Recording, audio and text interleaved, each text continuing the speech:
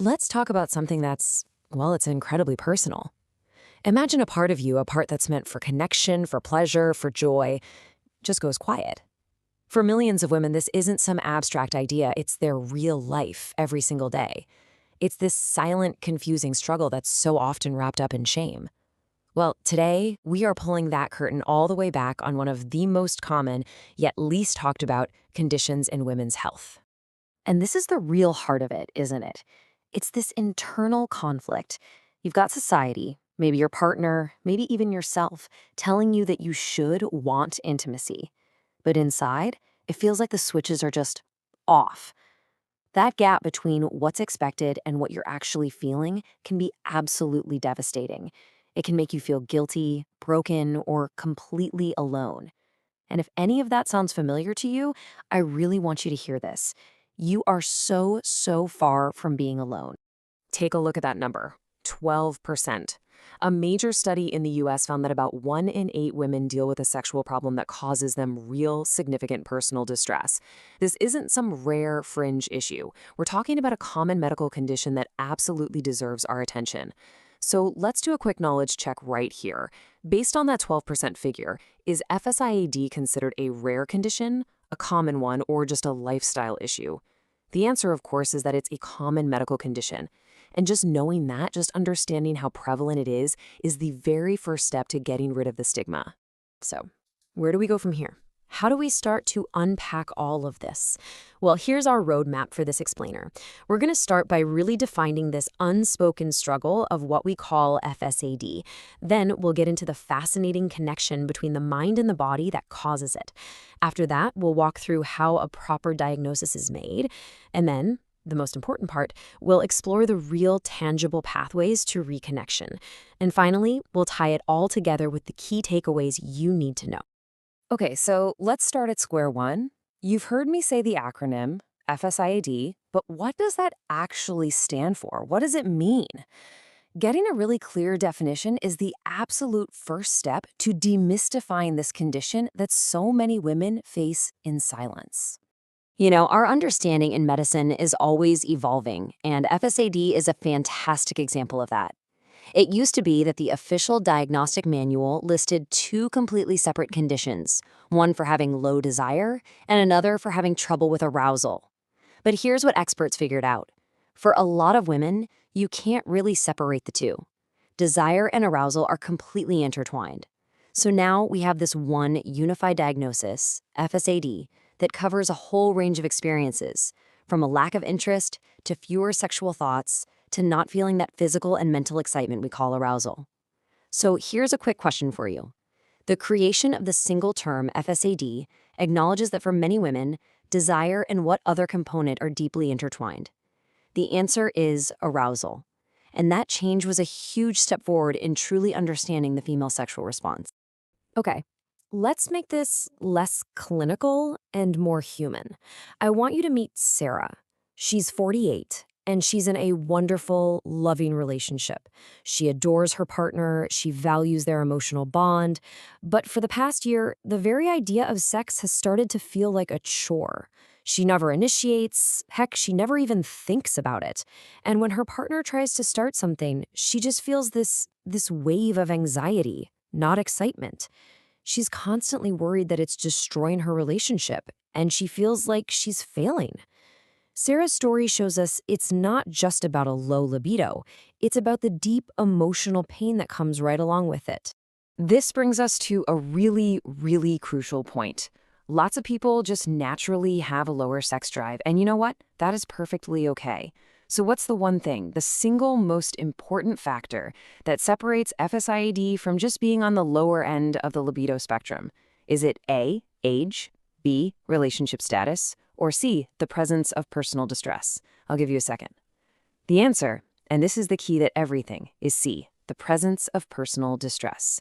It's the bother, it's the frustration, the sadness, the worry about the lack of desire that officially turns it into a treatable medical condition. Without that distress, it's just a variation of normal. With it, it becomes FSIAD. All right, so we have a handle on what FSIAD is. Now, the big question, why does it happen? And the answer is almost never simple. It's hardly ever just in your head, and it's rarely just a physical problem. The truth is, it's a super complex dance between your biology, your psychology, your relationship, and even the world you live in. Experts call this the biopsychosocial model, which is a fancy way of saying it's all connected. Think of it like a web with four main anchor points. First, you've got the biological stuff, hormonal shifts during menopause, chronic illnesses, or even common medications like antidepressants. Then there's the psychological piece. If your brain is overloaded with stress, anxiety, or worries about your body, there's just no mental space left for desire. Third is interpersonal. Conflict with a partner can be like pouring a bucket of cold water on any spark. And finally, sociocultural. The messages we all got about sex when we were growing up can echo through our entire lives. Let's do a quick check here. A common antidepressant is causing a woman's low libido. Which of these four categories would that primarily fall under? Biological, psychological, or interpersonal? The answer is biological, because that medication is directly changing her brain chemistry. Okay, let's zoom in on that biological piece for a second and go straight to the brain. Think of your brain as the mission control for your body's sexual response. It's got all these dials and switches, and those controls are operated by tiny chemical messengers we call neurotransmitters. Some of these chemicals are like hitting the gas pedal. They are excitatory, turning things up. Others, they're the brake pedal. They're inhibitory, and they slow things right down. Healthy sexual function is all about keeping these signals in balance. On the go side, you've got powerful players like dopamine. That's the one involved in pleasure and reward. On the stop side, you have chemicals like serotonin. Now, serotonin is crucial for a stable mood, but when there's too much of it, it can slam the brakes on libido. This is exactly why certain antidepressants have sexual side effects. So, you can think of FSH as a chemical imbalance. Either the go signals are too weak or the stop signals are just way too strong. So, pop quiz. Which neurotransmitter is a primary stop signal that can seriously dampen libido when its levels are high? The answer is serotonin. Understanding this is absolutely key to understanding how some of the treatments work. Okay, so given this complex web of biology and psychology, how in the world does a doctor actually figure out if someone has FSIED? I mean, it's not like there's a simple blood test for it. It takes a really careful, really thoughtful conversation and a structured approach to make sure you're seeing the whole picture. The official guide that doctors use, the DSM-5, has a very specific checklist. To get a diagnosis, a woman needs to have at least 3 out of 6 specific symptoms. Things like having no sexual thoughts, never initiating sex, or feeling less pleasure. And these symptoms have to have been going on for at least 6 months. But, and you've heard me say this before, here's the most important rule of all. It must cause clinically significant distress. This is the safeguard that prevents us from labeling normal life fluctuations as a disorder. Let's test that. True or false? A woman who has had low sexual desire for 3 months, but says she isn't really bothered by it, meets the criteria for FSAD. The answer is false. For 2 reasons. The timeline is too short, and crucially, there's no personal distress. So how do you have that conversation? Well, a leading group, the International Society for the Study of Women's Sexual Health, recommends this really beautiful patient-first model. It starts with, number 1, just listen to the patient's story. That's it. Step 2 is to validate her experience by giving the problem a name. But step 3 is my favorite, empathic witnessing. It means truly seeing and acknowledging her struggle. It's incredibly powerful. And only after all of that do you move on to step 4, talking about treatment. It's a process designed to make a scary topic feel safe. Quick check on that. What is that crucial 3rd step in the model, the one that focuses on acknowledging the patient's struggle? The answer is empathic witnessing. It is the heart of compassionate care. Let's see this in action with Maria. She's 35, and her antidepressant is a miracle for her anxiety, but her sex drive completely flatlined. She was way too embarrassed to say anything. But at her yearly checkup, her doctor casually said, "You know, a lot of women I work with find that their medications can affect their sexual life. Has that been an issue at all for you?" That's called the ubiquity statement. It normalizes the problem, it makes it common. And for Maria, it was like a door swung open. She told her story, and they quickly realized that her low desire started the exact same month she began her medication. Just making that connection was the first huge step toward a solution. So what was that specific communication technique the doctor used to make Maria feel safe? It was a ubiquity statement, a super powerful tool for any tough conversation. And that leads us to the part of this conversation that is filled with the most hope. What can we actually do about FSID? A diagnosis is not a life sentence. Not at all. It's the starting line on a journey toward reconnection. And trust me, there are many, many effective treatments out there. Now, before we even whisper the word medication, the foundation for treatment is often talk-based therapy. Psychotherapy, especially a type called cognitive behavioral therapy, or CBT, can be a game changer. It helps women identify and challenge those negative thoughts, like I'm broken, and change behaviors, like avoiding intimacy. Counseling is also huge for education and improving communication with a partner. And you should never, ever underestimate simple lifestyle changes.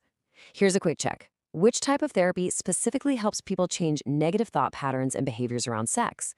The answer is cognitive behavioral therapy, or CBT. Now, education is a massive piece of this puzzle. And on that note, we want to give a special thanks to the London Heartbeat C Academy in the UK for their incredible educational support. If you want to go deeper on this or other health topics, you should absolutely explore their catalog of over 150 popular courses. Go subscribe to their social media, Facebook, Instagram, YouTube, for free updates so you don't miss a thing. And for those who are really passionate, a higher-level YouTube membership gets you early access to videos and even personal guidance sessions. Now, for some women, medication can be a really important part of the solution. In the U.S., there are 2 drugs approved by the FDA specifically for premenopausal women who have FSAID. The first one is flibanserin, which goes by the brand name Addyi. It's a pill you take every day, and it works in the brain to help rebalance those neurotransmitter levels, the gas and the brake that we talked about. The second one, bremelanotide, or Vyleesi, is totally different. It's an injection you take only when you need it before sexual activity, and it works on a different set of receptors in the brain. As you can see from this table, they're very different, which makes it so important to have a detailed talk with your doctor. One last question. Which of these 2 medications is taken as a daily pill, not as an on-demand injection? The answer is flibanserin, or Addyi. And let's wrap up with one more story. Emily's. At 52, after menopause, she felt like a switch had been flipped. Not only was her desire gone, but vaginal dryness made sex physically painful, which just created this awful cycle of avoidance and anxiety. She felt completely cut off from her husband.